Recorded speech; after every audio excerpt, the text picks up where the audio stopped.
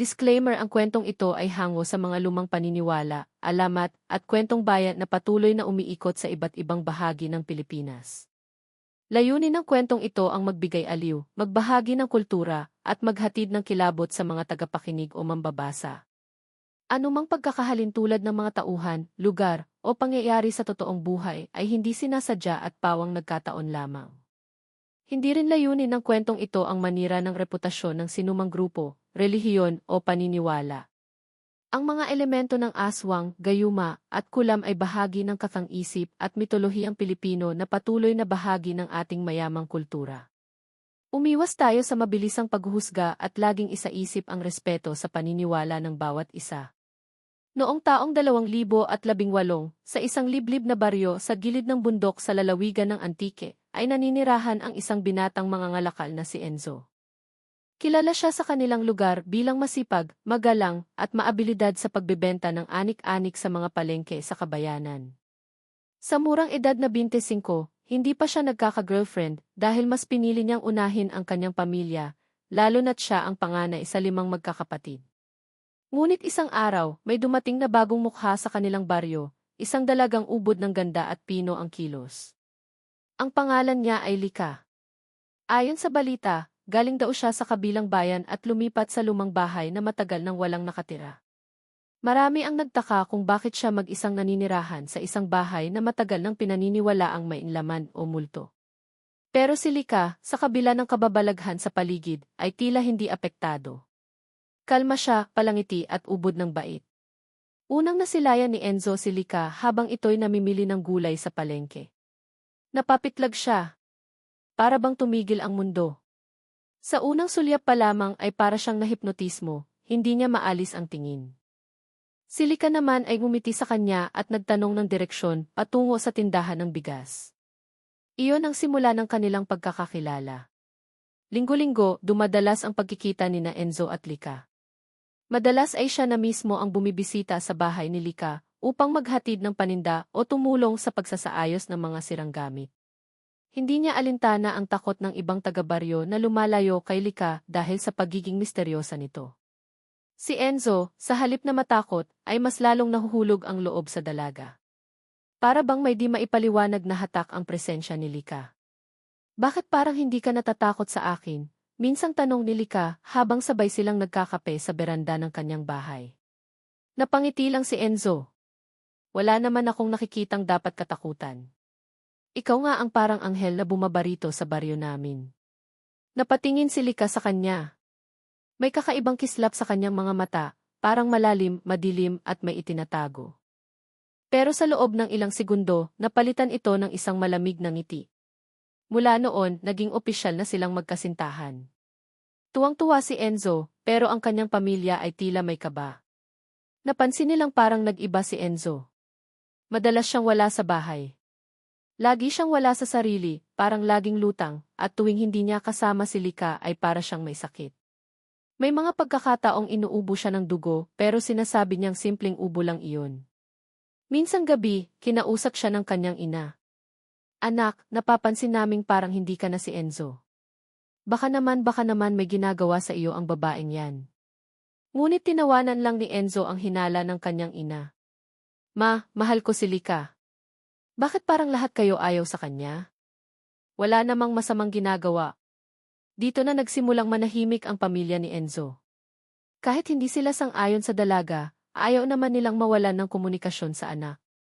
Pero sa likod ng kanilang pananahimik, nag-uumpisa ng mabuo ang hinala na baka may ibang kapangyarihang sangkot sa relasyon ng dalawa.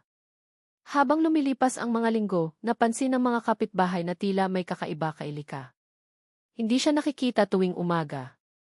Madalas lang siyang lumalabas tuwing dapit hapon hanggang gabi. Tuwing kabilugan ng buwan, nagiging tahimik at malamig ang bahay nila, wala ni anino.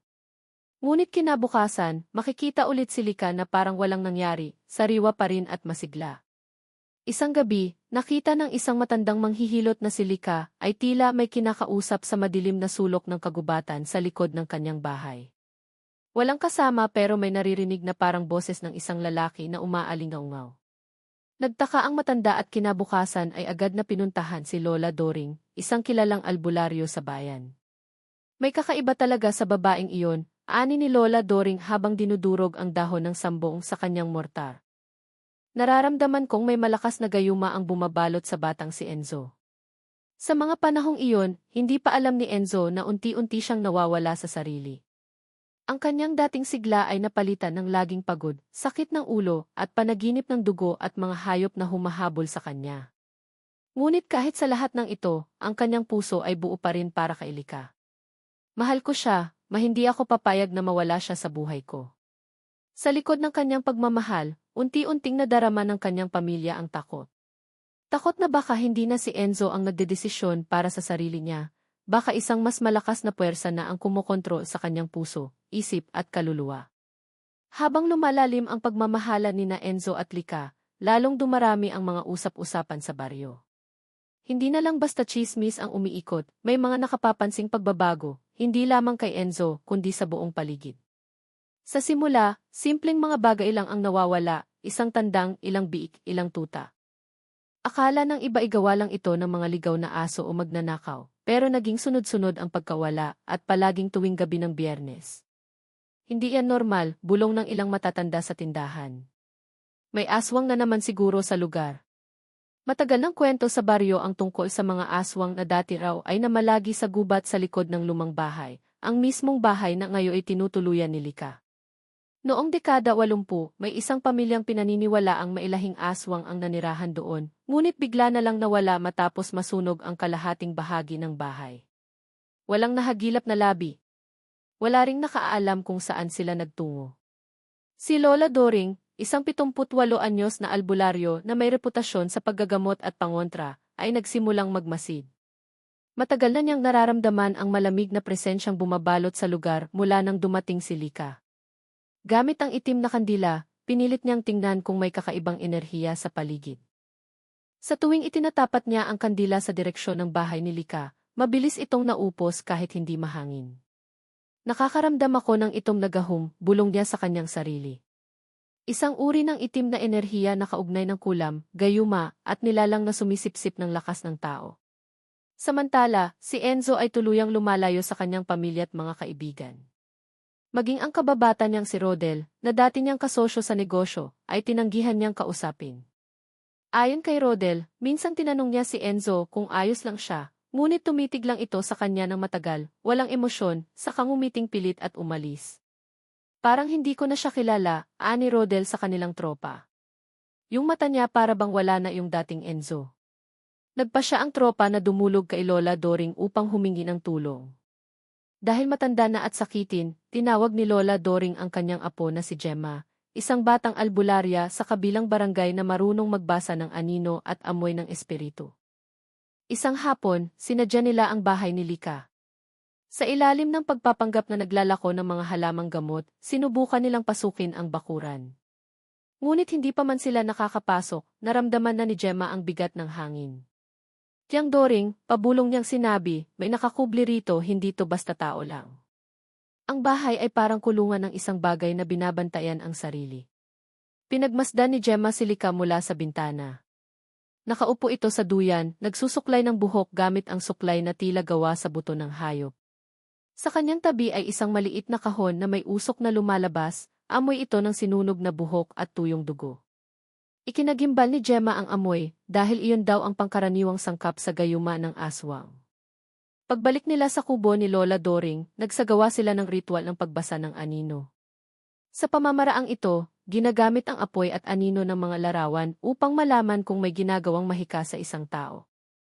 Isinama nila ang isang lumang litrato ni Enzo, at sa pagsindi ng kandila sa likod ng larawan, lumabas ang imaheng may kadena ang liig ni Enzo na nakakabit sa imahe ni Lika. Ang koneksyon ay malinaw. Si Enzo ay nakakadena, hindi lang sa puso kundi sa espiritu. Ginayuma siya, mariing sinabi ni Lola Doring. Hindi ito ordinaryong gayuma. Ito ay gawa ng isang aswang na marunong ng itim na dasal. Kaya niyang gapusin ang katawan, damdamin at kaluluwa ng isang tao. Kinabukasan, pinuntahan nila ang pamilya ni Enzo upang ipaalam ang natuklasan. Una ay ayaw maniwala ng mga ito, ngunit nang ipakita ni Gemma ang larawan at ang pagbabago sa anino nito sa liwanag ng kandila, ay nagkaroon sila ng takot at pagdududa. Paano namin siya ililigtas? Tanong ng ina ni Enzo. Parang hindi na namin siya maabot. Nariyan pa ang kaluluwa niya, sagot ni Lola Doring, pero kung hindi tayo kikilos agad, baka tuluyang mawala ito. Kapag tuluyan na siyang naisailalim sa kasunduan ng aswang, magiging sunod-sunuran na siya, habang buhay. Sa kabilang banda, si Enzo ay patuloy pa ring parang nasa ilalim ng panaginip. Wala siyang ideya sa ginagawang investigasyon ng mga tao sa paligid niya. Ang tanging mahalaga sa kanya ay si Lika. Isang gabi, habang natutulog siya sa bahay ng dalaga, napaginipan niya ang isang eksenang malinaw at nakakakilabot. Nakita niya ang kanyang sarili na nakahiga sa ibabaw ng isang altar, habang si Lika ay nakadamit itim, hawak ang isang kutsilyong puti ang hawakan, tila yari sa buto. Sa paligid nila ay may mga hayop na wala ng ulo at may nag-aalab na apoy sa apat na sulok ng silid. Narinig niyang bumulong si Lika, kapag nabuo na ang 3 gabi ng kabilugan, magiging akin ka na, sa katawan, sa dugo, sa kaluluwa. Nagising si Enzo ng pawis na pawis. Hinanap niya si Lika, wala sa tabi niya. Pumunta siya sa sala, sa kusina, sa labas ng bahay. Wala. At doon niya unang naramdaman ang kakaibang kaba. Hindi niya maipaliwanag, pero sa unang pagkakataon, tila may tinig sa kanyang loob na nagsasabing may mali. Ngunit sa tuwing may ganitong pakiramdam siya, agad itong nawawala kapag bumabalik si Lika at hinahawakan ang kanyang kamay. Walang alam si Enzo na ang kanyang oras ay nauubos na. At ang kanyang puso, unti-unting binabalot ng kadiliman. Mula nang magkaroon ng sunod-sunod na panaginip si Enzo, tungkol sa altar, apoy, at dugong ritual, hindi na siya naging katulad ng dati. Para bang unti-unting nawawala ang kanyang lakas, at may humihigop sa kanyang sigla sa bawat araw na lumilipas. Tuwing umaga, masakit ang kanyang ulo, parang binubugbog ang kanyang katawan, at tila mailagnat na hindi natatanggal kahit ilang beses pa siyang uminom ng gamot. Nagsimula na rin siyang mawalan ng ganang kumain. Ang kanyang balat ay pumapayat at pumupula, ang mga mata ay lumulubog, at ang kanyang hininga ay may bahid ng dugo tuwing siya'y umuubo. Baka kailangan mong magpatingin sa doktor, mungkahi ng kanyang kapatid na si Lenlen, pero tinatawanan lang ni Enzo ang mga payo ng pamilya. Pagod lang to, sagot niya, habang halos hindi na makatayo mula sa kanyang higaan. Huwag kayong iw. Ngunit hindi na ito basta pagod lang. Maging ang mga kaibigan ni Enzo ay napansin na parang may kung anong nilalang ang bumabalot sa kanya. Parang anino ng ibang tao na naninirahan sa kanyang katawan. Isang gabi, pinilit siyang dalhin ng kanyang ina sa ospital sa kabayanan. Hindi siya pumayag. Nagwala siya sa gitna ng daan. Tumili, sumigaw, at sinabing, "Huwag niyo akong ilalayo kay Lika." Mahal siya. Ngunit sa gitna ng kanyang pagsigaw, bigla siyang nangisay. Tumirik ang kanyang mata at dumugo ang kanyang ilong. Isinugod siya ng kanyang pamilya sa ospital, doon siya pansamantalang naagapan. Habang nagpapagaling si Enzo sa ospital, nagpasya ang kanyang ina na ipatawag sina Lola Doring at Gemma. Pinayagan sila ng doktor na magsagawa ng ritual ng pagtuklas ng espiritual na dahilan ng karamdaman. Inilabas nila ang balat ng ahas, langis ng niyog at pulang kandila. Inilagay ni Gemma ang langis sa palad ni Enzo habang siya'y natutulog. Unti-unting tumigas ang langis at lumabas dito ang imahe ng isang babae na may itim na mata, matulis na kuko at nilalamukos ang puso ng isang lalaking kawangis ni Enzo. Ginagamit siya sa isang ritual ng pagbubuklod, paliwanag ni Gemma. 3 gabi ng kabilugan ng buwan ang kailangan para tuluyang mapasa kanya ang kaluluwa ni Enzo. 2 na ang lumipas. 1 na lang ang natitira. Paano natin ito mapuputol? Tanong ng kanyang ina habang umiiyak. May isang paraan, sagot ni Lola Doring. Kailangang masira ang gayuma sa pamamagitan ng apoy ng katotohanan. Ngunit mapanganib ito. Kailangang harapin mismo ni Enzo ang nilalang na gumagapos sa kanya habang siya ay nasa pagitan ng buhay at kamatayan. Samantala, si Lika ay nagpunta rin sa ospital upang sunduin si Enzo. Ngunit pinigilan siya ng mga kapamilya ni Enzo. Hindi mo siya pwedeng dalhin kahit saan, sigaw ng kapatid ni Enzo. Napangiti lamang si Lika. Pero ang kanyang ngiti ay malamig, walang emosyon at may bahid ng paghamak. Hindi mo siya naiintindihan, bulong niya. Ako ang kailangan niya. Ako lang ang makakapagpagaling sa kanya. Pagkaalis ni Lika sa ospital, biglang lumala ulit ang kondisyon ni Enzo. Parang tinanggalan ng hininga ang kanyang katawan. Tumirik muli ang kanyang mga mata, ngunit sa pagkakataong ito, ay nagsalita siya sa tinig na hindi niya sariling boses. Ako si Mara. Anak ng gabi. Hindi niyo ako kayang alisin. Ako ang pinili niya. Laking gulat ng lahat. Si Enzo, sa gitna ng kanyang pagkahimatay, ay nagsasalita sa tinig ng isang babae. Mababa, malamig at may hatid na pananakot. Si Lola Doring ay agad na nagtapo ng asin sa kama at nagsindi ng insenso. Nandito siya, bulong niya. Nakaangkla na siya sa katawan ng bata. Ipinasya ng pamilya ni Enzo na ipatapon ang lahat ng bagay na galing kay Lika, mga regalo, sulat, pati ang damit na huli niyang suot habang kasama ito. Ngunit kahit anong gawin nila, hindi pa rin bumubuti ang lagay ng binata. Kinabukasan, nagpadala si Lika ng sulat sa ospital. Walang pangalan, pero malinaw ang mensahe, isa na lang gabi. Hindi niyo siya mapipigilan.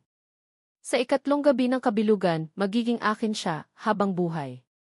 Kung pipigilan ninyo, magdurusa kayo isa-isa. Sa parehong araw na iyon, namatay ang kanilang alagang aso ng walang dahilan. Kinabukasan, nagkasakit ang bunsong kapatid ni Enzo.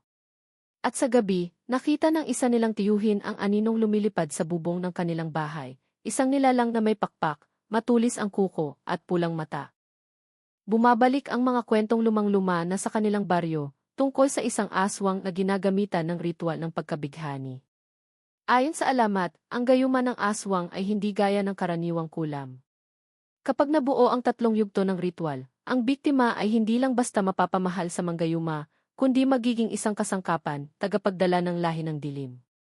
At si Enzo, kung hindi maililigtas bago ang ikatlong gabi, ay tuluyang magiging kasangkapan ng nilalang na si Lika, o kung ano man talaga ang tunay niyang anyo. Bumibilis ang takbo ng mga pangyayari. Lalong lumalala ang kondisyon ni Enzo habang palapit ng palapit ang ikatlong gabi ng kabilugan ng buwan. Kasabay nito, lalong lumilinaw sa kanyang pamilya at mga kaibigan na hindi ordinaryong babae si Lika. Muling tinipon ni Lola Doring ang ilan sa mga matatanda sa baryo, pati ang ilang dating manggamot at albularyo mula sa kalapit na lugar. Isa sa mga dumalo ay si Tatang Hilario, isang retiradong espiritista na minsan nang tumulong sa pagsunog ng isang pugad ng aswang sa kabilang bayan noong 1972. Ipinakita sa kanya ang mga litrato ni Lika at agad siyang napakunot noo. Hindi siya bago sa mundong to, ani Tatang Hilario. Nakita ko na siya noon pa. Napatahimik ang lahat. Iyon bang matandang aswang na si Mara de Espiritu, na sinasabing pinuno ng isang angkan ng mga aswang sa Mindoro, may anak siya na di kailanman nakita ang anyo, pero pinaniniwala ang hindi tumatanda. Hindi nagkakaedad. Pinaghahanap ng mga espiritista noon pero nawala sa radar. Hanggang ngayon, misteryo kung nasaan ang batang iyon. Tumayo si Tatang Hilario at pinatong ang kanyang kamay sa litrato ni Lika.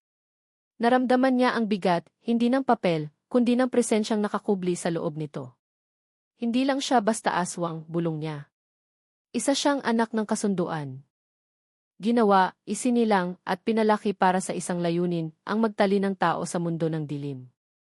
Habang ang mga matanda ay nagsasaliksik, si Gemma ay patagong bumalik sa bahay ni Lika upang tingnan kung anong ebidensya ang maaari pang makuha. Doon siya nagtago sa likod ng mga damuhan at pinanood ang dalaga habang kausap nito ang isang matandang babae, payat, maputla, at may kakaibang galaw sa katawan. Handa na ang katawan ng binata, ani ng matanda.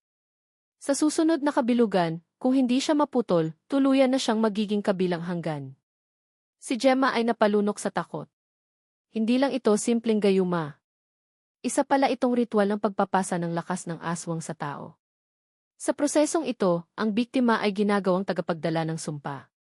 Sa madaling salita, si Enzo ay gagawing kasangkapan upang mapalaganap pa ang lahi ng kadiliman. Sa gabing iyon, nagtungo si Gemma kay Lola Doring upang ibahagi ang kanyang nakita. Si Lika ay hindi totoong tao, sabi niya. Isa siyang halimaw na nakakubli sa katawan ng isang magandang babae. At ang matandang kausap niya, yon ang ugat ng lahat. Yon ang ina niya si Mara. Nagdesisyon ang grupo na harapin si Lika.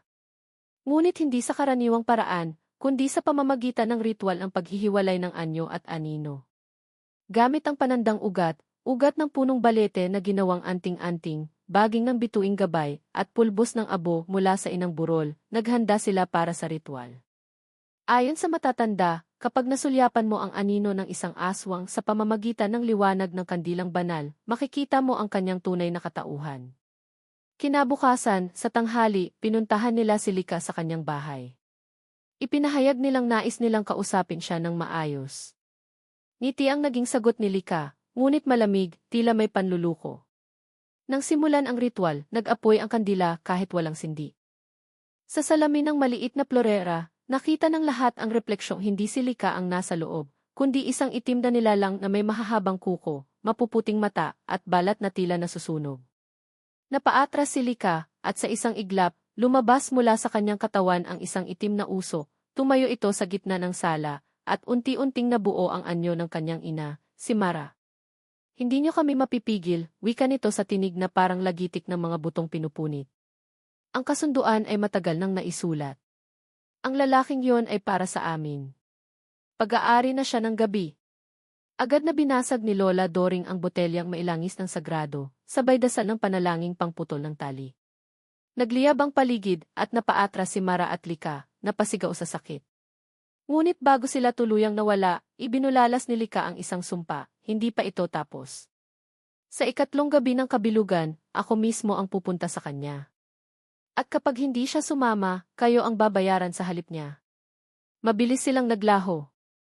Kasabay nito, dumilim ang langit kahit tanghali pa lang. Kinagabihan, muling nangisay si Enzo sa ospital. Nagsimula na ang panghuling yugto ng gayuma. Hindi na sapat ang orasyon at dasal. Kinakailangang harapin ni Enzo ang kanyang tagagapo sa panaginip sa mundo ng anino. Sa tulong ni Gemma, isang ritual ng paglalakbay ng kaluluwa ang isinagawa. Habang natutulog si Enzo, pinilit ng ritual na buksan ang kanyang isipan at dalhin siya sa pagitan ng dalawang mundo, upang harapin si Lika at piliin kung lalaban o susuko. Sa panaginip, nakita niya si Lika, nakadamit pula, nakatayo sa isang altar na puno ng itim na kandila. Nakangiti ito habang iniaalok ang kanyang kamay. Sumama ka na, mahal ko, sabi ni Lika. Wala nang makakaunawa sa iyo kundi ako. Dito, wala kang sakit. Wala kang problema. Puro pagmamahal. Hawak ang puso niya, si Enzo ay nakatayo sa gitna ng apoy ng pagkalito. Sa isang banda, ang katahimikan sa piling ni Lika. Sa kabila, ang hirap ng katotohanan. At doon niya muling naalala ang kanyang pamilya. Ang halakhak ng kanyang ina, ang pangaral ng kanyang ama, ang saya ng mga kaibigan. Napatingin siya kay Lika, at sa unang pagkakataon, nakita niya ang tunay nitong anyo. Hindi babae, kundi nilalang na walang mukha, ang katawan ay binuo ng mga buntot ng ahas at kuko ng paniki. Eveve, sigaw niya. Hindi ako iyo. Isang malakas na liwanag ang bumalot sa paligid. Tumili si Lika, nagliyab ang altar at nawala ang lahat. Nagising si Enzo mula sa pagkakatulog, humihingal, umiiyak, nanginginig. Ngunit sa unang pagkakataon matapos ang mahabang panahon, wala na siyang sakit. Wala na ang bigat sa kanyang dibdib. Nagtagumpay siya pansamantala. Matapos ang ritual na isinagawa ni Lola Doring at ng mga albularyo, sa tulong ni Gemma, ay pansamantalang gumaan ang kalagayan ni Enzo. Para siyang nagising mula sa isang malalim na bangungot. Nang siya ay muling nagkamalay, tumulo ang kanyang luha, ngunit hindi dahil sa takot, kundi dahil sa kalayaan. Ako po ba ay ligtas na? Tanong ni Enzo habang yakap ng kanyang ina. Sandali lang, anak, sagot ni Lola Doring. Ang laban ay hindi pa tapos. Nabitawan mo man ang tanikala, pero buhay pa ang nilalang na maihawak nito.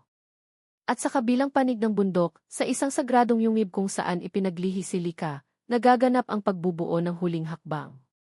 Doon ay nagtipon ang tatlong matandang babae, mga manugang ng gabi, at binigkas ang panalangin ng pagbangon. Ipinanganak ka para sa pag-aalay. Ipinagbuntis sa pagitan ng dilim at buwan. Ngayon, Lika, oras na para gumising ka bilang tunay mong pagkatao, hindi bilang kasintahan ng tao, kundi bilang vihi ng bagong lahi. Ang katawan ni Lika ay nasa gitna ng pentagramang itinabas sa lupa. Ang kanyang balat ay unti-unting nagbabalat. Hindi na siya mukhang tao. Ang buhok niya ay naging tila itim na usok, ang balat ay nagbibitak, at mula sa kanyang likod ay unti-unting lumilitaw ang pakpak na parang sa paniki.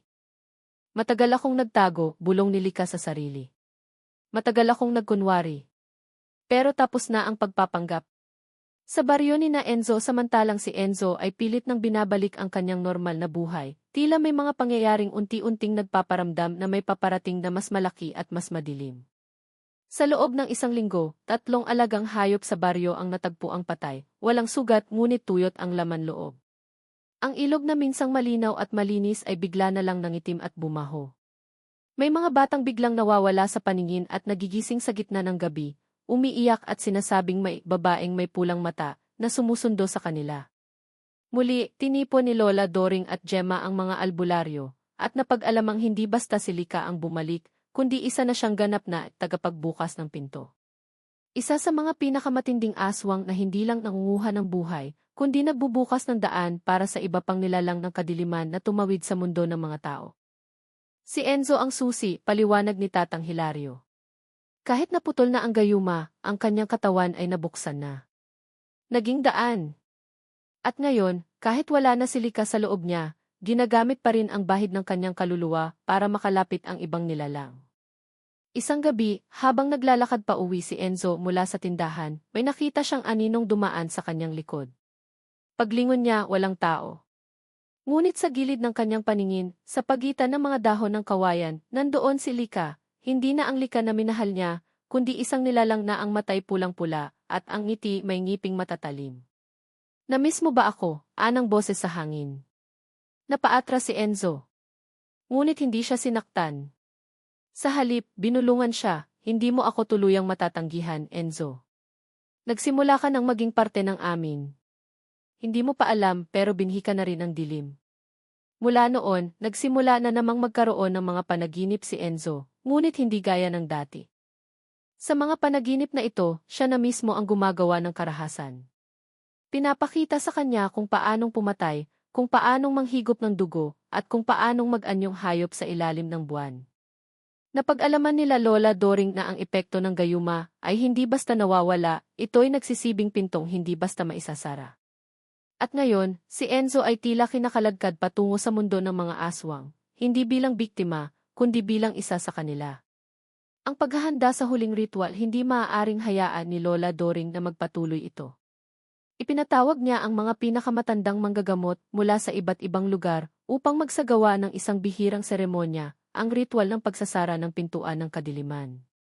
Ngunit para magawa ito, may kailangan silang sangkap, dugo ng kusang sumuway sa gayuma, dugo ni Enzo. Kalansay ng aswang na tinanggihan ang kadiliman, isang matandang nilalang na ipinatapon sa gubat ng dilim. Banal na apoy mula sa 3 banal na punso, dapat kuhanin ng sabay-sabay sa 3 magkakaibang bundok. Habang ang mga albularyo ay gumagawa ng paghahanda, si Enzo naman ay unti-unting napapansin ang kanyang mga pagbabago. Lumalakas ang kanyang pandinig, nakakakita siya sa dilim, at ang kanyang mga pang-amoy ay tila panghayop na. Minsan, nagising siya na may dugo sa kanyang kuko, at hindi niya alam kung saan ito nanggaling. Takot. Kalituhan. At ang tanong, ako na ba talaga ang kinatatakutan ko dati? Sa kabilang dako, si Lika ay unti-unti nang bumubuo ng sarili niyang hukbo. Kinakausap niya ang mga nilalang ng dilim, ang batibat mula sa Hilaga, ang Sigbin ng Visayas, at ang tiyanak na matagal nang nagtago sa mga kuweba ng Zambales. Oras na para bumalik ang ating lahi, sigaw ni Lika. At magsisimula tayo sa lugar na minsang nagtakwil sa atin, sa baryo ng taong pinili ko. Sa bayang darating ang 2 puwersa, ang mga aswang na handang salakayin ang baryo para kay Lika. At ang mga albularyo, espiritista, at tagapangalaga ng liwanag upang ipaglaban si Enzo. At sa gitna nito, si Enzo. Hindi bilang inosente, kundi bilang susi ng pagbagsak o pagbangon ng dilim. Dumating ang gabi ng 3 kabilugan ng buwan. Ang buong baryo ni Enzo ay tahimik. Wala ni isang aso ang tumatahol, ni isang ibong umiimik. Para bang pati kalikasan ay natatakot. Kahit ang hangin ay tila hindi na gumagalaw. Sa gitna ng baryo, sa plaza, ay nagtipon ang lahat ng matatanda, mga manggagamot at espiritista. Si Enzo, nakaupo sa gitna ng bilog na abo, nakapikit, habang hawak ni Lola Doring ang kanyang kamay. Isasagawa na nila ang ritual ng pagsasara, isang sinaunang seremonya na layuning burahin ang pintuang binuksan ng gayuma at tapusin na ang ugnayan ni Enzo sa daigdig ng kadiliman. Ngunit sa kalagitnaan ng kanilang paghahanda, bumusina ang hangin. Mula sa apat na sulok ng baryo, biglang may mga itim na anino na dumating. Dahan-dahang lumabas mula sa mga anino si Lika, hindi na tao, kundi isang itim na nilalang na may pakpak, pulang mata, at tinig na parang pukpok ng bakal. Hindi ninyo ito kayang isara, sigaw niya. Dugo ang nagbukas at dugo ang dapat magbayad. Kasabay niyang dumating ang kanyang mga alagad, mga batibat na malalaki at tumatawa habang lumalapit sa mga bahay. Mga sigbin na naglalakad ng paatras, may mahabang dila at matang kulay ginto. Mga tiyanak na umiiyak na parang sanggol, ngunit may mukha ng halimaw. Panik ang mga tao. Ang ilan ay nagtangkang tumakbo, ngunit sinalubong sila ng mga nilalang mula sa dilim. Ang mga espiritista ay agad nagtayo ng pananggalang gamit ang buhangin ng orasyon, habang sina Lola Doring at Tatang Hilario ay nagsimulang magdasal ng ritual ng apoy. Ang labanan ang kalangitan ay biglang nagdilim kahit bilog ang buwan. Parang nagkaroon ng eklipse. Ang buong baryo ay nabalot sa pulang liwanag, tila hudyat ng pagdanak ng dugo. Mula sa simbahan, isang matandang monghe ang naglabas ng krus na bakal na minana pa raw niya sa unang mga misyonero. Nang itutok niya ito kay Lika, napaatras ito, ngunit hindi nasunog. Ang krus ay wala nang bisa sa akin, bulong ni Lika. Ako na mismo ang impyerno. Samantala, si Enzo, sa kabila ng ingay at kaguluhan, ay nananatiling nakaupo. Ngunit sa kanyang kalooban, naglalaban ang dalawang bahagi ng kanyang pagkatao, ang taong mahal na mahal si Lika, at ang taong pinilit niyang maging malaya mula sa gayuma. Pagbubunyag ni Lika lapit si Lika sa kanya, may hawak na itim na punyal na hugis buwan. Sumama ka na, mahal ko, Anya. Tingnan mo sila, takot, duwag, mapanghusga. Sa mundo ko, ikaw ay magiging Diyos. Hindi ka na masasaktan. Hindi ka na iiwan. Ngunit bago pa makasagot si Enzo, humarang si Gemma, ay hawak na palaspas na binasbasa ng 3 pari mula sa 3 simbahan. Hindi siya sayo, sigaw niya. Tinamaan si Lika sa braso at biglang nagliyab ang balat nito. Sumigaw si Lika sa sakit at doon nag-umpisa ang matinding sagupaan. Ang mga aswang ay nagbagsakan sa mga espiritista, ngunit pinigil sila ng apoy mula sa langis ng niyog na may dasal. Si Tatang Hilario ay sinunggaban ng isang sigbin, pero sinaksak niya ito gamit ang sibat na yari sa sanga ng saging na pinatibay ng dasal. Ang mga batibat ay tumumba matapos duraan ng albularyong mailaway na may orasyon, isang lumang lihim na panlaban sa kanila. Ngunit sa gitna ng lahat ng ito, si Enzo ay biglang tumayo. Sa kanyang dibdib ay lumilitaw ang marka, isang itim na bilog na may 3 tuldok. Marka ng tagapagbukas ng daan. Ang piniling sakripisyo, kung hindi ninyo kayang isara ang daan ako na lang, wika ni Enzo. Lahat ay napalingon. Tinignan niya si Lika, nasugatan ngunit nakangiti. Ako ang nagsimula nito. Ako rin ang tatapos. Bago pa makalapit si Lika sa kanya, sinaksak ni Enzo ang kanyang sariling dibdib gamit ang kutsilyong sagrado, ang balisong ng pagsasara, na gawa mula sa bakal ng kidlat at ginamitan ng ihi ng dalisay. Sa pamamagitan ng aking sariling dugo, isinasara ko ang pintuang binuksan ng gayuma. Umalingaw-ngaw ang isang malakas na alon ng liwanag. Nagliyab si Enzo, at sa isang iglap, sumabog ang liwanag sa buong baryo. Sa kanyang paggising, siya ay walang marka, walang alaala ng mga huling sandali, ngunit ang kanyang puso, tila may iniwang puwang. Ligtas ka na, sabi ni Gemma. Wala na si Lika. Tapos na ang gayuma. Ngunit sa sulok ng kanyang panaginip, tuwing gabi, may naririnig siyang bulong, hindi kita kayang bitawan, makalipas ang 3 linggo mula sa madugong gabi ng dugo at apoy, unti-unti nang bumabalik sa normal ang baryo ni na Enzo. Ang mga bahay ay muling itinayo, ang mga sugatan ay gumaling, at ang simbahan ay araw-araw nang pinupuno ng panalangin at pasasalamat. Si Enzo ay muling nakabalik sa kanyang bahay. Tahimik na ang kanyang gabi. Wala nang panaginip. Wala na ring marka sa kanyang balat. Ngunit kahit napayapa ang paligid, sa kanyang kalooban, may isang bagay na tila nawawala, isang lungkot na hindi niya maipaliwanag. Si Gemma ay araw-araw na dumadalaw. Pilit niya itong inaaliw, ngunit alam niyang si Enzo ay may dinadalang pasaning hindi kayang pag-aanin ng presensya lamang. Hindi ko siya mapakawalan, Gem, bulong ni Enzo minsang gabi. Hindi ko maintindihan. Wala na siya, pero nararamdaman ko pa rin siya parang nandito lang. Ganyan talaga pag mahal mo, sagot ni Gemma. Kahit halimaw pa siya. Ngunit sa bawat araw na lumilipas, mas lalong lumalalim ang pakiramdam ni Enzo na may mali. Nagsimula ulit siyang managinip, hindi tungkol sa halimaw, kundi tungkol sa isang dalagang batang babae na may kulot na buhok, nakaputing damit, at laging nakatayo sa ilalim ng punong mangga sa likod ng bahay. Sa kanyang panaginip, palaging sinasabi ng bata, papunta na siya. Hindi pa tapos. Nandyan lang siya, sa loob mo. Ang pagkikita kay Aliana isang araw, habang namimili sa palengke, may batang babae na tumakbo papunta kay Enzo. Tay, sigaw ng bata. Napalingon si Enzo, gulat at litong-lito. Tumigil ang lahat sa paligid. Ang bata ay niyakak siya at sabay sabing, "Na-miss kita, Tay." "Ako si Aliana." "Ako." "Tay mo," tanong niya. Agad lumapit ang isang matandang babae, ina ng bata at humingi ng paumanhin. "Pasensya na po. Minsan po kasi nagpapanggap siya. Mahilig mag-imbento." Ngunit may kakaiba kay Aliana. Habang tumitingin siya kay Enzo, ang kanyang mga mata ay hindi pangkaraniwan, may tila bakas ng kulay pula sa gilid, at ang kanyang hininga ay malamig kahit tirik ang araw. Ang pag-uusig ng multo ng nakaraan sa gabing iyon, muling nanaginip si Enzo. Sa panaginip, si Ilika ay nakatayo sa harap ng kanyang bahay, duguan ang mga mata at may hawak na bata sa kamay. "Enzo, binuhay mo ako. Ibinigay mo sa akin ang pinto. Sa pamamagitan mo, nagkaroon ako ng anak." Nagising si Enzo, pawis na pawis. At sa kanyang bintana, nakita niyang nakatayo si Aliana, nakatingin lang sa kanya at mumingiti. Pagkurap niya, wala na ito. Kinabukasan, dinala niya ang kwento kay Lola Doring. Tumingin lamang ang matanda sa kanya at tahimik na nagsindi ng insenso. "Hindi mo alam, Enzo," wika ni Lola Doring.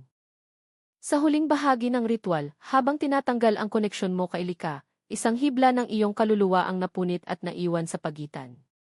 Isang parte ng sarili mo na ginamit ni Ilika upang lumikha ng bago. Ang katotohanan, isang halimaw na bata dinala nila si Aliana sa simbahan upang kumpirmahin ang hinala. Ngunit bago pa makapasok sa loob, biglang sumigaw ang bata at nagbago ang ihip ng hangin.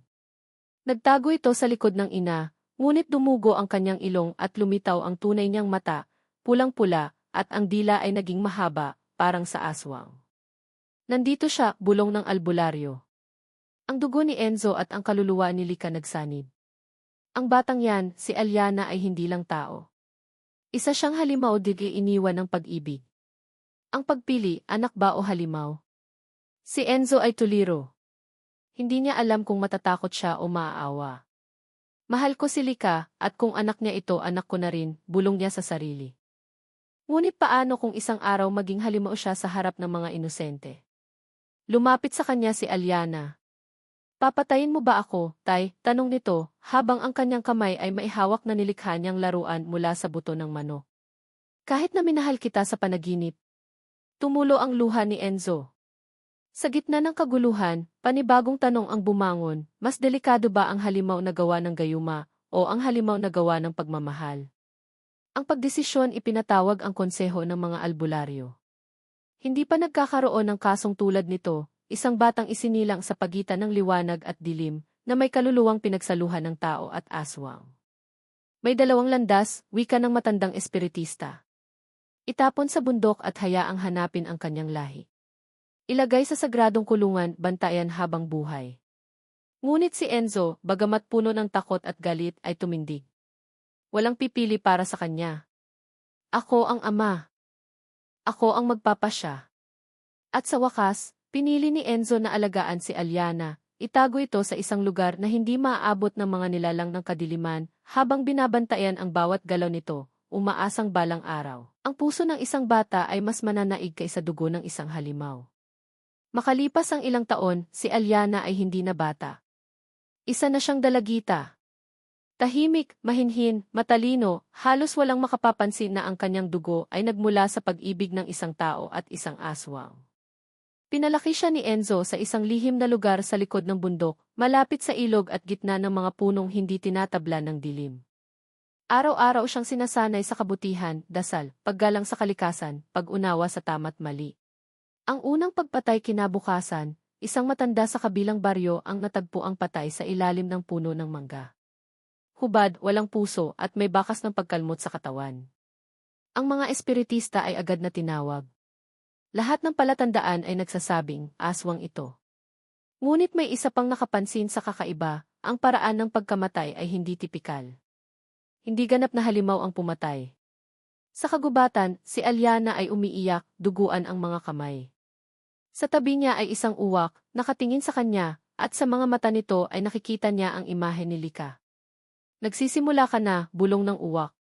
Tinatanggap mo na ang tunay mong anyo. Pagbabalik ni Enzo nang malaman ni Enzo ang nangyari, bumalik siya kaagad.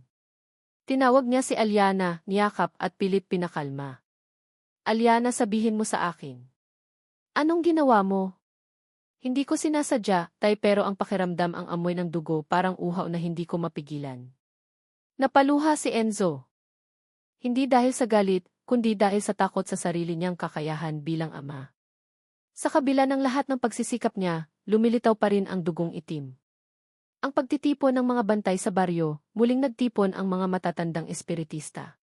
Pinamunuan ito ni na Lola Doring, Tatang Hilario, at ng bagong pari ng parokya, si Father Melchor, na may kaalaman sa mga sinaunang aklat. Ang hatol ng konseho, ang dugo ng aswang ay muling nabuhay. Kailangang tapusin ang pag-iral ng halimaw bago ito lumawak. Ngunit hinarangan sila ni Enzo. Hindi siya halimaw, anak ko siya. Ako ang nagdala ng kadilimang ito. Ako rin ang magtatapos nito sa sarili kong paraan. Ang paglalakbay sa puno ng alinggaungaw upang malaman ang pinagmulan ng kapangyarihan ni Alyana, naglakbay si Enzo at Alyana sa puno ng alinggaungaw, isang mahiwagang punong matatagpuan sa tuktok ng bundok, kung saan sinasabing maririnig ang tinig ng iyong tunay na pagkatao. Sa ilalim ng puno, pinahawak ni Enzo si Alyana ng isang kristal mula sa orasyon. Sa sandaling iyon, lumabas ang kaluluwa ni Lika, hindi na bilang aswang, kundi bilang isang aninong umiiyak. Enzo, patawad. Akala ko'y pagmamahal ang handog ko. Yon pala'y sumpa. Ang anak natin may kaluluwang hati. Isang bahagi mahal ka, at isang bahagi uhaw sa iyo. Nagpaliwanag si Lika, ang gayuma na ginamit sa kanya noon ay nagmula sa puno ng kadiliman sa kabilang dako ng gubat. Ito ang dahilan kung bakit kahit hindi niya sinasadyang saktan si Enzo noon, ang gayuma ay tuloy-tuloy ang epekto. Hindi ko siya maiiwan pero hindi ko rin siya pwedeng dalhin sa aking mundo. Kaya ikaw, Enzo, ikaw ang tuluyang magtatakda ng kanyang kapalaran. Ang huling gabi ng bilog na buwan, dumating ang huling gabi ng bilog na buwan bago ang pagbabalik ng tinatawag ng mga albularyo na bungad ng bughaw, isang misteryosong araw kung kailan ang mga espiritu ng dilim ay maaaring pumasok muli sa daigdig. Inihanda ni Enzo ang lahat.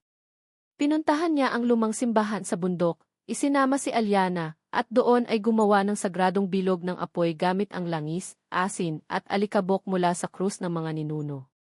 Sa gabing ito, wika niya kay Alyana, ikaw ang pipili kung sino ka. Ang pagsubok ni Alyana muling sumulpot ang uwak ni Lika. Sa mata nito, nakita ni Alyana ang dalawang anyo, isang mundo kung saan siya ay naglalakbay sa langit ng mga aswang, makapangyarihan, walang kahinaan. Isang mundo kung saan siya'y tao, marupok, may damdamin, ngunit tumayo si Alyana sa gitna, hinawakan ang puso niya at sumigaw, hindi ako halimaw. Hindi ako gayuma. Ako ay bunga ng pag-ibig, kahit ito'y mali at mapait. Pero ako ang pipili at pinipili ko si Tay.